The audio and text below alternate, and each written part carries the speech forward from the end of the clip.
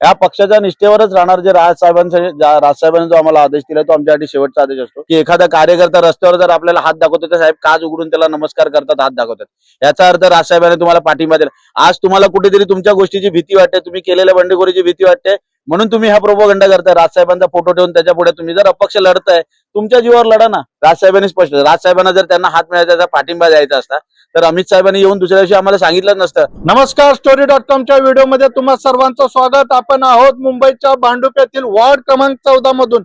एक मोठी high voltage seat आहे, कारण या सीट मधून खासदार संजय दिना पाटील यांचे कन्या राजुल पाटील निवडणूक लढवत आहेत. तर शिवसेनेकडून पण या ठिकाणी, शिंदे सेनेकडून पण या ठिकाणी उमेदवारी आहे, आणि त्यात म्हणजे सर्वात मोठा म्हणजे मनसेकडून या ठिकाणी बंडखोरी झाली आहे. त्यामुळे ही सीट ही एक हाय व्होल्टेज सीट बनली आहे. आपल्या सोबत याच विषयी चर्चा करण्यासाठी आहेत शिवसेनेचे शाखा अध्यक्ष आणि मनसेचे शाखा अध्यक्ष. सर, आपण त्यांना विचारा, सर किती मोठं आव्हान आहे, जरा तुम्ही मनसेचे शाखा अध्यक्ष आहात, मनीषा माझगावकर यांनी बंडखोरी केली, काय आव्हान आहे थोडं?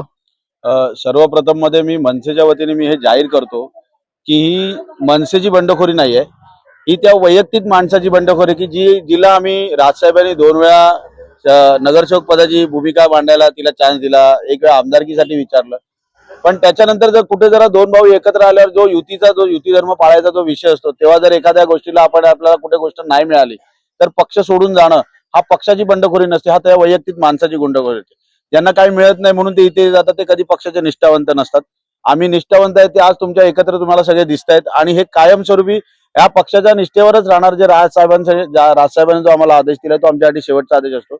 आणि आता आम्ही लोकांमध्ये जे फिरतोय, आम्हाला एक असं नेतृत्व मिळालंय की ज्यांच्याकडे तुम्ही बघाल तर त्यांच्याकडे कोविड काळात त्यांनी जे काम केलं, आज भांडूपमध्ये रक्तवीर भांडुपकर म्हणून आमची एक संस्था आहे आमच्या काही कार्यकर्त्यांची, की त्यांनी महिलांना रक्तदानानं पुढे आणलेलं आहे.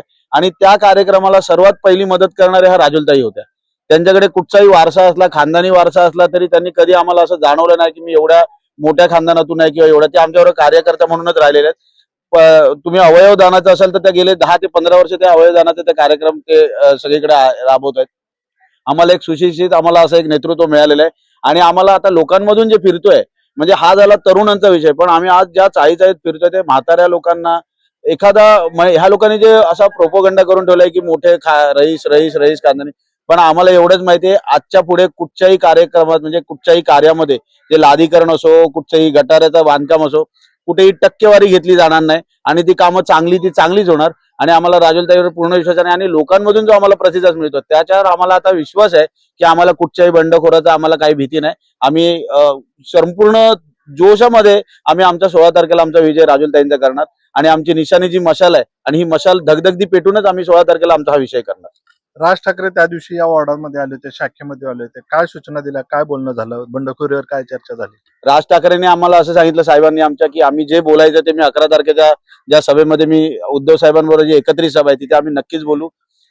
काही गोष्टी अशा पसरवल्या जातात. राजसाहेब आले, त्यांनी आम्हाला रस्त्यावर हात दाखवला, आमच्या पाठीशी आहे. बघा, राजसाहेबांनी प्रत्येक नाक्यावर जे ग्रुप करून उभे होते, त्यांनी प्रत्येकाला राजसाहेबांनी जेव्हा हात दाखवला, राजसाहेबांची ती संस्कृती आहे, ती प्रत्येक ठाकरे घराण्याची संस्कृती आहे की एखादा कार्यकर्ता रस्त्यावर जर आपल्याला हात दाखवतो तर साहेब काच उघडून त्याला नमस्कार करतात, हात दाखवतात. याचा अर्थ राजसाहेबांनी तुम्हाला पाठिंबा दिला. आज तुम्हाला कुठेतरी तुमच्या गोष्टीची भीती वाटते, तुम्ही केलेल्या बंडखोरीची भीती वाटते, म्हणून तुम्ही हा प्रोपोगंडा करताय. राजसाहेबांचा फोटो ठेवून त्याच्या पुढे तुम्ही जर अपक्ष लढताय, तुमच्या जीवावर लढा ना. काय गरज आहे आमच्या राजसाहेबांचं नाव घ्यायला? काय गरज आहे? तुम्ही याच अगोदर तुम्ही बोंबलत होता की उद्धव साहेबांचा नाही, बाळासाहेबांचा फोटो वापरून असं करता. मग आज तुम्ही राजसाहेबांचा फोटो का वापरता जर त्यांच्या निष्ठेला तुम्ही जागत नाही? आम्हाला एवढंच सांगायचं आहे, कोणी काय म्हणून दे, आमच्या कार्यकर्त्यांच्या मनात विश्वास आहे, आणि आज आमच्या बरोबर प्रत्येक शिवसैनिकांच्या कार्यकर्त्यांच्या मनात विश्वास आहे की राजसाहेबांनी जे केलंय, राजसाहेबांनी स्पष्ट, राजसाहेबांना जर त्यांना हात मिळायचा पाठिंबा द्यायचा असता तर अमित साहेबांनी येऊन दुसऱ्या दिवशी आम्हाला सांगितलं नसतं. आम्हाला बऱ्याचशा ऑर्डर दिलेल्या आहेत, उलट आम्हाला त्याच्या शाखा पण खाली करायला दिलेल्या आहेत. पण आमचे उमेदवार एवढे सुशिक्षित आहेत की त्यांच्या वडिलांनी आम्हाला सांगितलं कुठच्याही गोष्टीचा आपण त्यांना त्रास द्यायचा नाही, त्यांना त्यांच्या प्रकारे लढून दे. आपण आपल्याला मैत्रीपूर्वक लढत द्यायची, कोणालाही कुठची आडकाठी करायची नाही. आणि आपल्याला विश्वास आहे आपण लोकांच्या जीवावर आपण नक्की निवडून येणार. आम्हाला कुठे, त्यामुळे बंडखोरी हा विषय आमचा, मनसेचा बंडखोर हा नाहीच आहे, तो वैयक्तिक बंडखोर आहे. मनसेचे जेवढे तुमचे पदाधिकारी कार्यकर्ते शिवसेनेबरोबर ठाम एकामताने उभे होत आणि आम्ही 100% सांगतो, आम्ही जो आमचा लीड होता, जो काही वर्षापूर्वी 2 भावांच्या मध्ये जो दुभागला गेलेला होता, आज ती ताकद एकत्र आली आहे. आणि भांडूप मधून नाही पूर्ण मुंबईमधून आम्ही जास्तीत जास्त मतांनी हा उमेदवार आम्ही जिंकून आणणार एवढे आम्हाला विश्वास आहे. या ठिकाणी शिवसेनेचे पण शाखाध्यक्ष आहेत, त्यांना विचारूया. सर, कसं आहे वातावरण? अतिशय चांगलं पोषक वातावरण आहे. या ठिकाणी आम्हाला ठाम विश्वास आहे आणि हा प्रभाग क्रमांक 114 हा शिवसेनेचा बालेकिल्ला आहे. इथे गेली 40 वर्षापासून शिवसेनेचे नगरसेवक निवडून आलेले आहेत. अपवाद फक्त 2012चा होता. त्यापूर्वी आणि त्यानंतर या विभागामध्ये कायम शिवसेनेचंच सरकार या ठिकाणी कार्यरत राहिलेलं आहे किंवा नगरसेवक कार्यरत राहिलेला आहे. कोरगावकरांचा किती मोठा सपोर्ट या ठिकाणी वाटतोय, कारण ते गेल्या वेळेसचे सिटिंग नगरसेवक होते. 100% जे काही या विभागामध्ये आपल्याला आज विकास दिसतोय तो सन्माननीय नगरसेवक रमेशभाई कोरगावकर हे गेली 15 वर्ष म्हणजे 3 टर्म या विभागाचे नगरसेवक होते. 5 वर्ष मागची 5 वर्ष ते आमदार म्हणून होते. म्हणून आपण ज्या ठिकाणी उभे आहात त्याच्या पायाखालची जरी कॉन्क्रीट रोड बघितला तरी हाही रमेशभाईंच्या माध्यमातून झालाय. आपल्या मागे असलेली जी काही वास्तू आहे, आपल्या मागे असलेले शौचालय आहेत, आपल्या पाठीमागे दिसणारे स्ट्रीट लाईट आहेत, सोलार लाईट तुम्ही बघू शकता.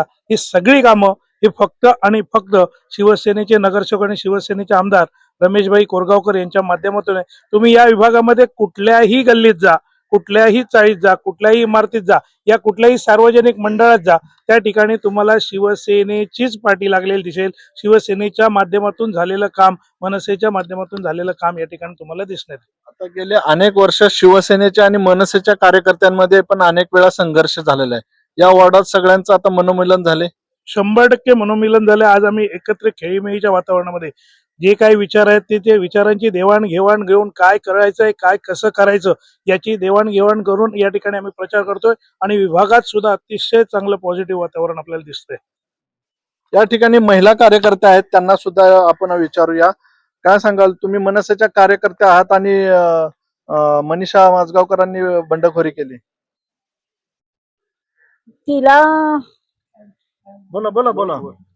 नाही, बंडखोरी ही तिने केलीच आहे, पण लोकांच्या मनात पण ती घरोघरी जाऊन असं समजते राजसाहेब आमच्या बाजूने आहे, मला वोटिंग करा, हे चुकीचं आहे. आणि तिने बंडखोरी केल्यामुळे तिच्या पाठून लोक असली तरी पण ती राजसाहेबांचं नाव घेऊन पुढे पुढे जाते आणि बंडखोरी करते.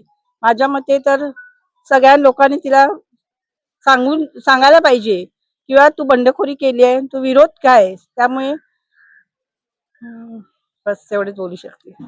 हे होते शिवसेनेच्या आणि मनसेच्या शाखाध्यक्षांची. मागच्या पाठीमागेच्या काळात किती जरी संघर्ष झाला, आता आमचं मनोमिलन झालं आहे आणि एकत्रितरित्या ही त्यांना सीट जिंकवायची आहे. आता आपण पाहूयात 16 तारखेला या ठिकाणी काय रिझल्ट लागतो. मोठा प्रतिसाद तर भेटताना दिसतोय राजुल पाटील यांना, पण मतदार 16 तारखेला आपला निकाल देतील. कॅमेरामॅन दीपक साळुंकेसह मी प्रकाश पाटील, story.com, मुंबई.